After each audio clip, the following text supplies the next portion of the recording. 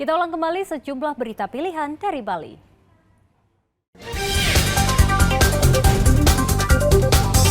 Seorang anak berusia 4 tahun ditemukan terlantar di pinggir jalan dengan kondisi luka parah.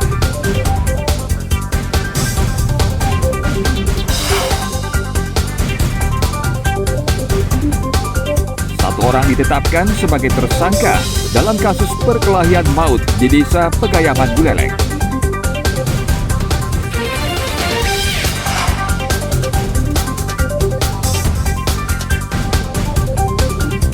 Sebuah kedai di Denpasar menjual nasi bungkus dengan aneka menu masakan Jepang.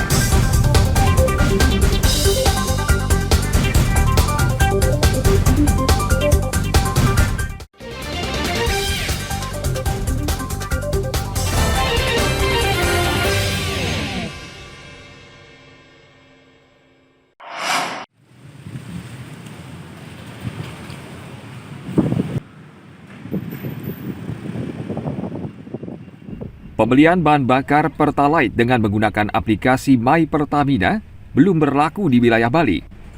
Pertamina wilayah Jawa Timur Bali membantah isu pembelian Pertalite wajib menggunakan aplikasi. Saat ini, aplikasi My Pertamina di Bali masih dalam tahap sosialisasi dan terus dievaluasi. Penerapan aplikasi saat ini masih dalam tahap pendaftaran kendaraan. Pembelian bahan bakar bersubsidi nantinya dapat dilakukan dengan beberapa cara. Nah, perlu kami sampaikan bahwa kami ingin menjelaskan dan meluruskan untuk berita-berita di lapangan bahwa untuk bisa mendapatkan BBM subsidi itu harus menggunakan aplikasi. Itu tidak benar ya. Jadi masyarakat sebetulnya bisa menempuh tiga jalan. Pertama memang menggunakan aplikasi My Pertamina, kemudian masyarakat juga bisa menggunakan atau mendaftar di website Pertamina yaitu subsiditepat.mypertamina.id, atau bahkan bagi mereka yang tidak memiliki akses untuk aplikasi My Pertamina dan masuk ke website tersebut bisa datang langsung ke SPBU yang kita tunjuk. Dan kebetulan di Bali ini kita sudah menetapkan 12 titik SPBU. Silahkan masyarakat yang menghendaki tetap mendapatkan BBM subsidi solar maupun Pertalite bisa datang langsung. Pembelian Pertalite di SPBU saat ini masih berjalan seperti biasa. Pembelian bahan bakar bersubsidi dengan aplikasi masih menunggu instruksi dari pemerintah pusat. Agung Gede Agung melaporkan dari Denpasar.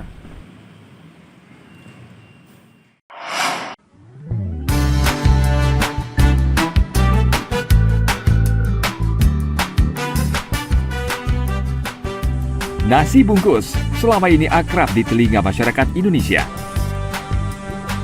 Beragam masakan khas Nusantara bisa disajikan dalam bentuk nasi bungkus. Di Denpasar, kini hadir kedai yang menjual nasi bungkus dengan menu masakan Jepang.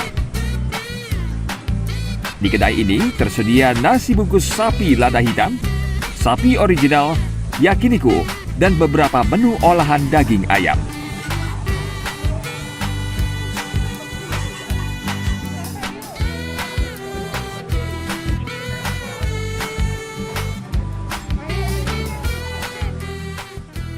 Ini tuh sebenarnya gini ya, maksudnya bagi orang-orang yang suka nasi Jepang tuh mungkin pertama kali mungkin baru nyoba kan. Jadinya kalau bagi saya ini tuh pertama kali sih, karena nggak ada lagi kan. Kalau misalkan ya udah, makanya mau nyoba aja sih.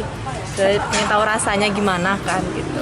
Tapi ini kakak beli mah bungkus ya? Iya, dia di KW dibungkus. Itu pun lumayan banyak juga sih pesan. Soalnya kan ada teman-teman di rumah juga pengen nyoba kan. Nah, makanya sekalian juga nyoba bungkus gitu. Tahu ini dari mana sih kak? Dari sosial media tepatnya, di Instagram sih. Penasaran sama rasanya, soalnya banyak banget yang bilang ini tuh enak, jadi aku pengen nyoba gitu aja. Baru pertama kali lihat. Gimana menurut kakak? Lumayan menarik, enak juga sih. Memang senang masakan Jepang apa gimana kak? Enggak juga, baru ini juga sih. Dapat pernah juga ramen, tapi yang nasi bungkus baru ini kan dengar juga. Ini tahu dari mana? Instagram. Oh. Ya, itu rasa pedasnya terasa. Ya, dan enak sih, enak sih. Untuk lidah orang Indonesia cocok nggak sih Kak makanan Jepang ini? Cocok. Karena ini yang kita kecil dia cocok kan. Nubuhanku ya, jadi konsepnya kita itu nasi bungkus ala Jepang tapi kemasannya kayak warteg dan nasi padang, tapi dalamnya itu dia agak beda sedikit dari yang lain-lain. Kita konsepnya ala ke Jepang-Jepangan gitu. Saya nggak nyangka juga bakalan kayak gini ya dari awal buka, kita baru seminggu. Itu dari awal buka benar-benar sih antusiasnya tinggi banget sampai kewalahan. Rata-rata itu bisa 300 Kak, 300 sampai 400 bungkus lah gitu. Dengan harga dari kisaran dari 15.000 sampai 29.000 paling mahal. Menu favoritnya itu Menu favorit kita di sini warga Bali itu rata-rata kari sama sapi lada hitam.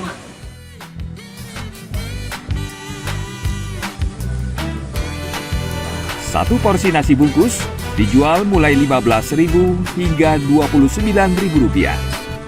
Dalam sehari kedai ini mampu menjual 300 hingga 400 nasi bungkus. Tim Liputan melaporkan dari Denpasar.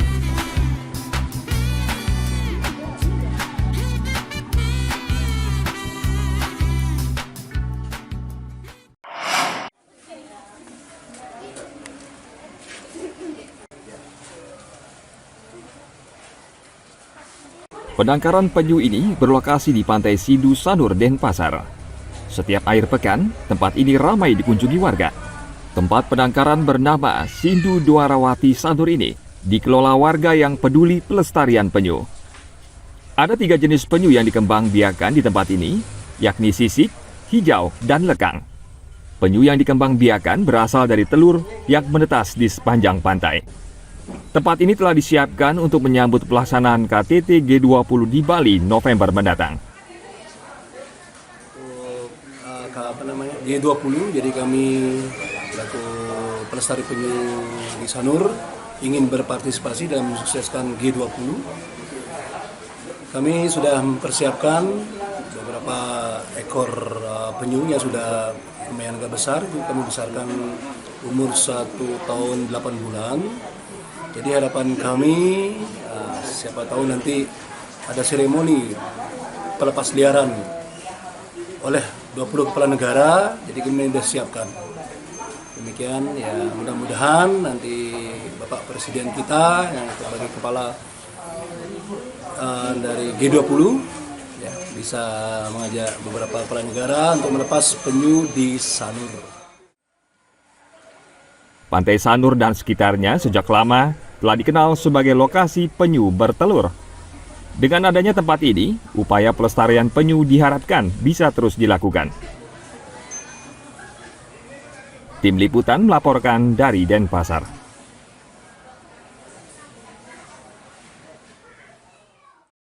Baik, informasi tadi mengakhiri jumpa kita pagi ini. Atas nama rekan yang bertugas, saya Dara Paramita mengucapkan terima kasih atas kebersamaan Anda.